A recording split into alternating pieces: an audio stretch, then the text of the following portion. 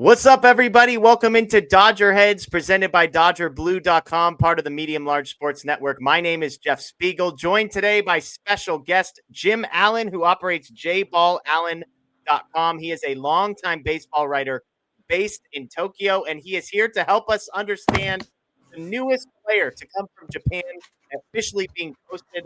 That would be Munetaka Murakami, a 25-year-old left-handed hitter. Jim, first of all, thank you for the time. Hello. Oh, my pleasure. We're recording this nighttime, my time, morning for you. So thanks again for making time for us. Well, it's 1:30 in the afternoon. Close enough. There you go. There you go. I imagine you and folks in Japan have watched the end of the Major League Baseball season with great attention. Is that fair to say? Yeah, pretty much riveted. Even, non-baseball fans have been glued to the TV. Give me just a quick sense of, we know Ohtani, we know how beloved Yoshinobu Yamamoto is as well. Has there been a swell in Yamamoto popularity because of what he did this postseason? It's hard to tell. Okay. It's hard to tell. Beloved is probably an overstatement for Yamamoto. Ohtani is. Okay. Yamamoto is more of a phenomenon than beloved.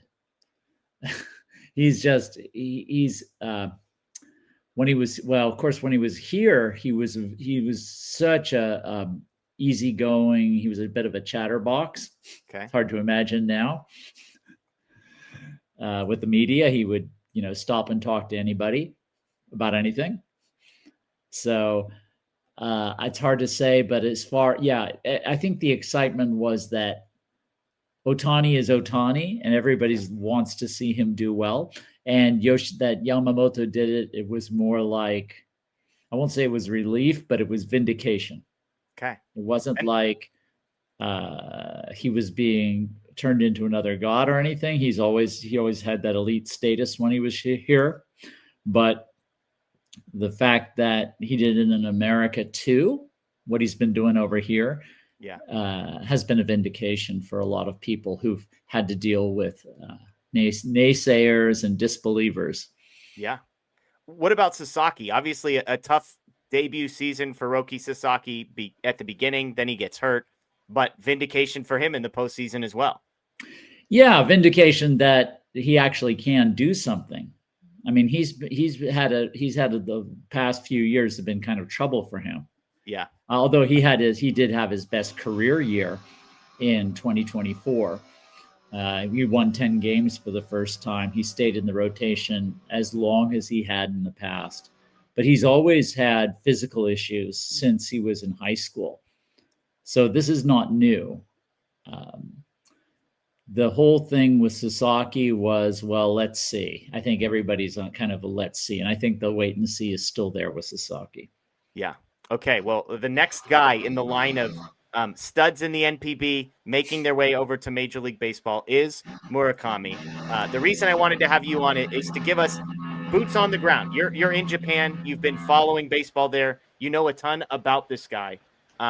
Has been posted. He's a fascinating prospect because he's 25 years old. He's left-handed, but there's some real concerns about the offensive profile. So maybe we'll just start big picture with Murakami and the hopes and expectations you have for him coming over to Major League Baseball.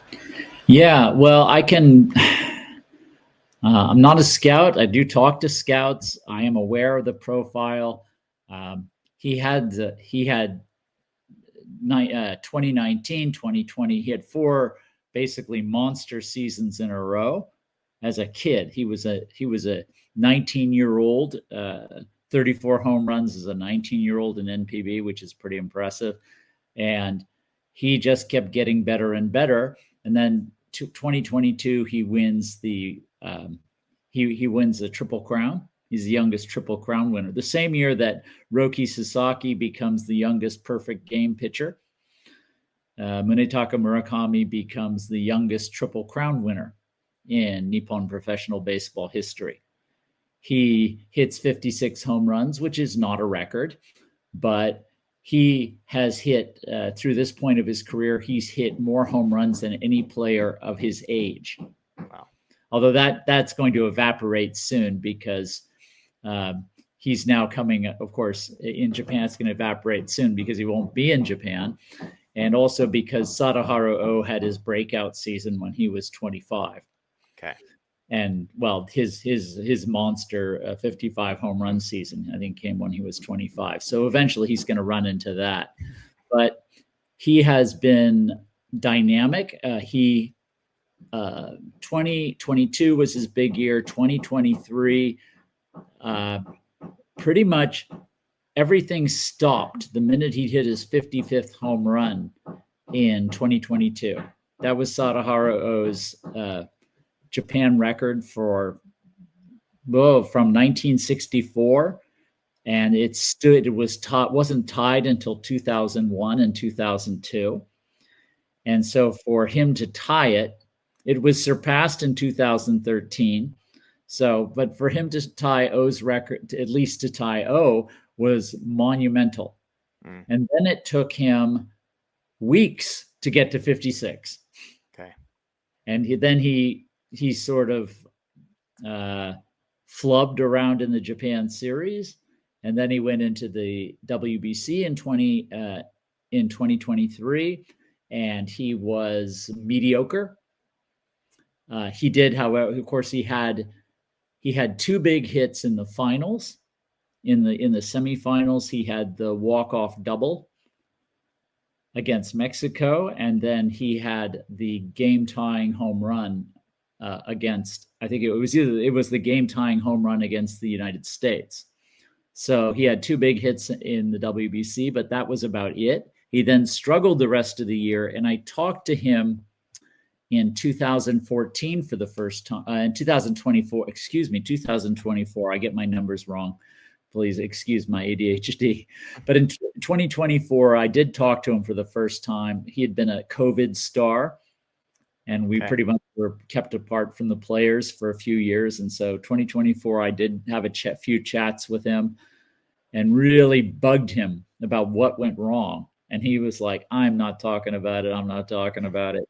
But basically he copied, he tried to assimilate or accommodate all the things he learned from the guys in the WBC, particularly Shohei Ohtani. And it just went south completely. Everything was a disaster. For 2 years, he was pretty bad. He was still hitting home runs, but there were a lot of things that were going on. One is teams adjusted to him. He couldn't throw anything past him. He hit for average and power in 2022. In 2023, he was swinging and missing. He was missing fat pitches that he'd been putting in the seats the year before. He just was not able to put it together. He was continually making adjustments, and nothing was working. And then this year he was hurt he's basically a third baseman. He started as a first baseman. He can play third base adequately, but there are people who say he can't in MLB. They've basically decided he can't play third base in MLB. I'm not certain where. I think he's probably better than some MLB third basemen, but perhaps not the ideal profile. So he was playing in the outfield on opening day, and he was hurt. He missed most of the season. He came back at the end of the season, and he started banging. He didn't hit for average. He was swinging and missing, but when he hit the ball, it really flew. I mean, he had 1 3-home run game late in the season. He had 1 3. Let's see. I mean, he played how many games last year? He played 56 games, and he hit 22 home runs. Yeah, I saw that he finished in the top 5 in home runs in the league, playing 1/3 of the game. 1/3 of the games in the season is a pretty remarkable. Almost a little more than a third, right? Yeah, he played about 40% of the season. So that was in terms of the power numbers, it was on a par with his 2022 season, and he came in at the end of the year when the power is a little low, when the home runs fly less, and he's doing it with a dead ball. The ball in Japan is extremely dead now. So he was really hitting the ball hard, and the 3 home run games, 1 went out of the park, 1 hit fairly high up over the center field fence, and one hit the scoreboard in center field. Jeez. Which is really a shot. I mean, there were 3 massive shots. So he's got the power, and the scouts have told me that basically they like him because he's got potential. I mean, he's 25 years old and he has this enormous upside.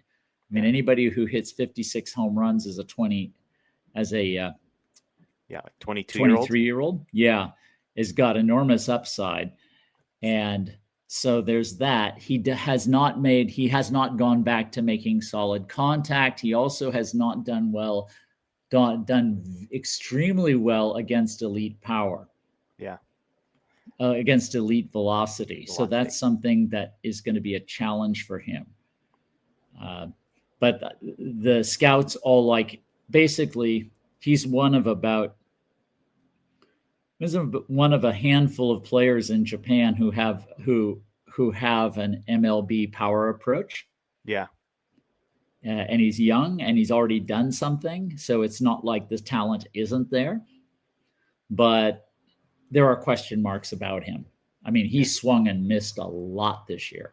Well, and all everything you just mentioned, by the way, and he's left-handed. So not only is it all that, but he swings from the left side as well. Right. And he is left-handed, which is pretty much the profile of basically what every MLB team so far. The only successful right-handed hitter from Japan is Seiya Suzuki. Yeah. You mentioned kind of the 2 biggest question marks that people have about him. The first is the strikeout rate. Right. In his best year, that number was like 28.5%, I believe. It has gone up to almost 37% of late. The fear is that traditionally that number does not go down when you go from the NPB to Major League Baseball. And so how concerned would you be about his ability to make consistent contact? Because it's one thing to be able to hit the ball 120 miles an hour like he has, but if you're striking out 40% of the time, that's a problem. It is a problem, and here's the thing. The way I see it, the way I see him, I won't say he's a tinkerer, but he's a bit of a perfectionist. Okay. And the struggles were really hard on him. I think he's been gearing up for this for a couple of years. And first of all, you typically see in players in their last year, very often in Japan, you see players in their last year really struggle. Okay. As they're preparing for MLB. They're using their last year in Japan to prepare for MLB. But it's not every guy. Seiya Suzuki had a huge season in his last year. Murakami was actually pretty good in his last year, but he struggled almost the minute he said he wanted to play in MLB. Yeah. He went through 2 years of purgatory. So I don't know what to see. My personal feeling about him is he's going to be working with people who are giving him very good feedback. Regardless of what team he goes to, whatever team he picks, I don't know the dynamics of what he's looking for, but he's going to be somewhere where he gets very good feedback and where people will be listening to him. Yeah. Japanese coaches tend to tell players what they should be doing. It's a little less that than it used to be, but they tend to say, well, this is what you're doing wrong. Whereas the MLB approach is, what are you trying to do? And let me tell you what I see. Yeah. So he'll be getting feedback, people trying to help him accomplish what he's trying to accomplish. And he's very earnest. So I think eventually the adjustments and working with somebody and the confidence is a big question. But I think that feedback loop that he's going to have, that feedback process is going to help him stay on track. Okay. He's had a tendency in 2023 and 2023 and 2024 to So I think lose confidence in the approach he has. Okay. And make subtle shifts. Got it. But if he And goes to a place where he's getting good inputs and good feedback, yeah, he's the type of player that can probably sort of put those into practice. I think he can, but he's going to have to, the confidence is going to be the question. Okay. Very often now he spent a lot of time in the minors getting ready to come back, swinging a lot. And I think that gave him sort of the boost he needed, just getting his swing where he wanted it without the daily pressure of having to perform. Yeah.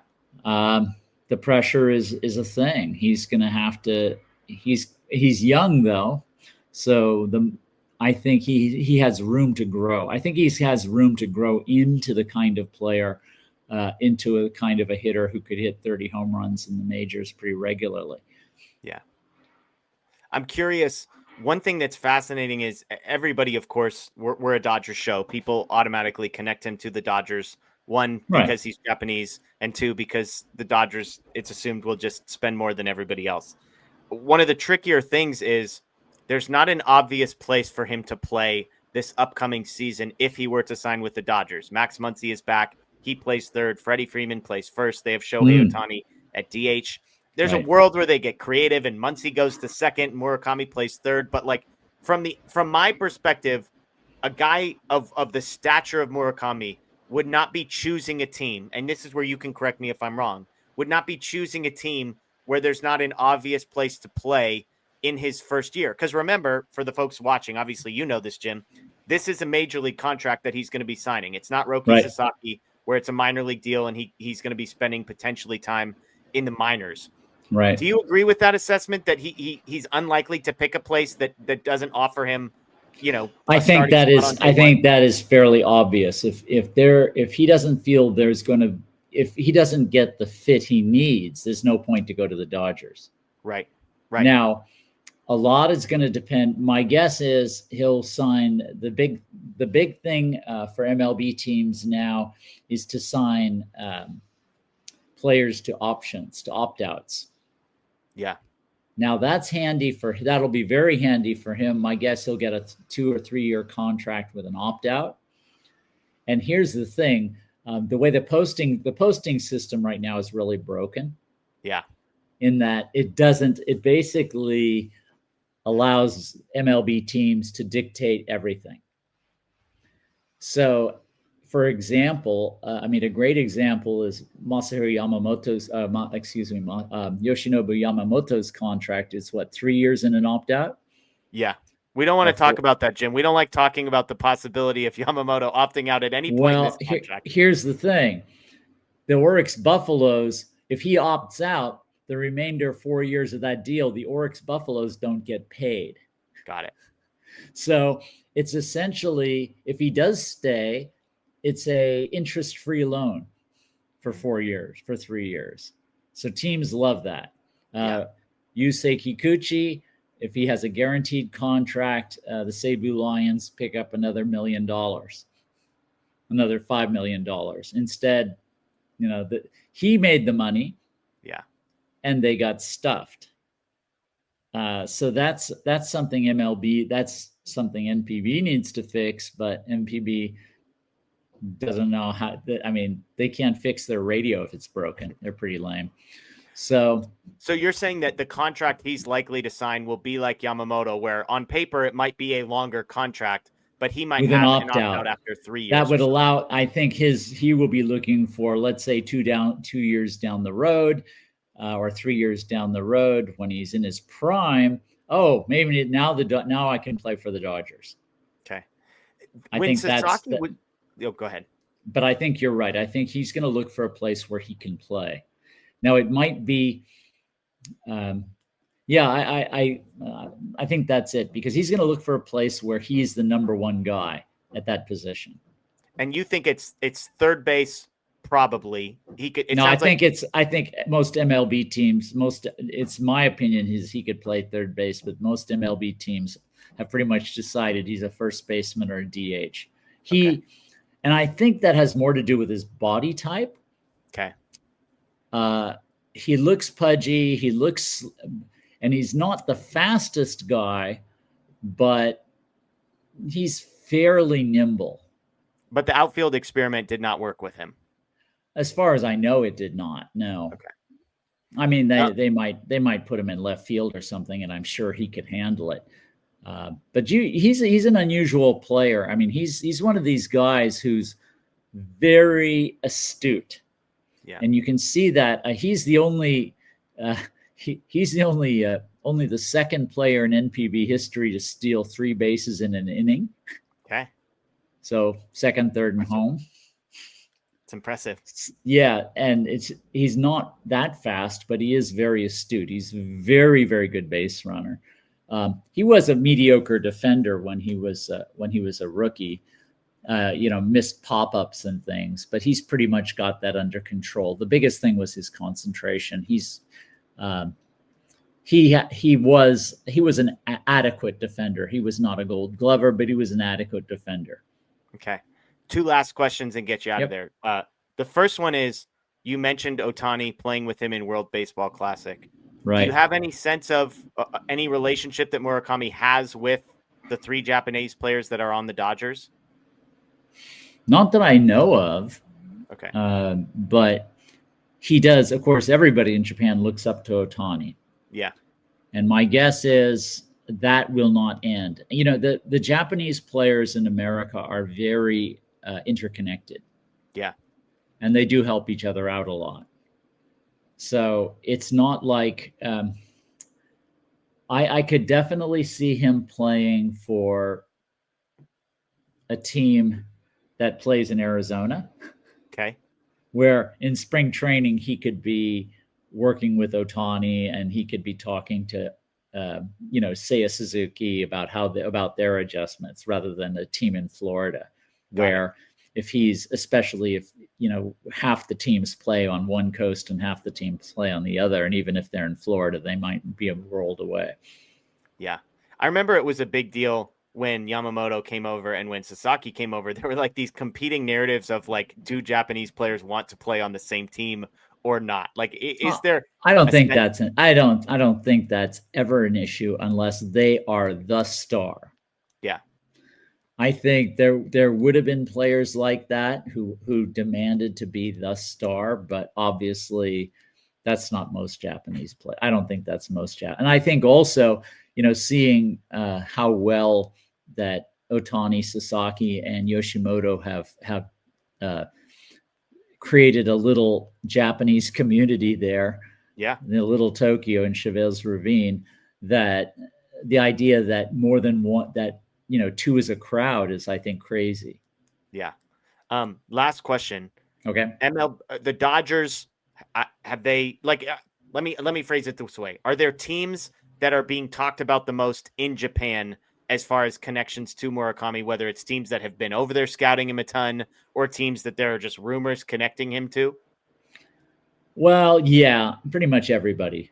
Okay. I mean, and that all comes from the U.S. I mean, so the Red Sox have expressed interest, and I think all the scouts are interested. All the scouts have to file their reports. I mean, some scouts tell me, yeah, our team is not, because we're set in the positions where we see him, we profile him as playing, and we can't see spending that money to get him at this instant. Yeah. But I think, I think that, whatever you hear over there is going to be the same here. You're not going to get any firsthand news here in Japan. Okay. Love it. Love it. Well, Which Jim, we appreciate the insight on this. It's great. There's a lot of questions. And so I was excited when you responded and were willing to come on, because like you said, we're mostly getting like third or fourth hand reports on a guy like Murakami. And so to talk to somebody that's actually talked to him, that's seen him play, that's talking to the scouts that are watching him, we appreciate that. jballallen.com. Anything else you want to plug, Jim, as far as where people can find your stuff? No, that is it now. I'm exclusively there. Love it. Well, that is Jim Allen. Again, you can find his stuff, jballallen.com. Jim, we appreciate the time. Enjoy the rest of your afternoon in Tokyo. Thanks again for hopping on with us. And who knows, maybe if Murakami's a Dodger, we'll have you back on to discuss it with us. Well, that would be a blast. Thank you so much, Jeff. Absolutely. Thanks, everybody, for watching. This is DodgerHeads presented by DodgerBlue.com. Enjoy the rest of your day.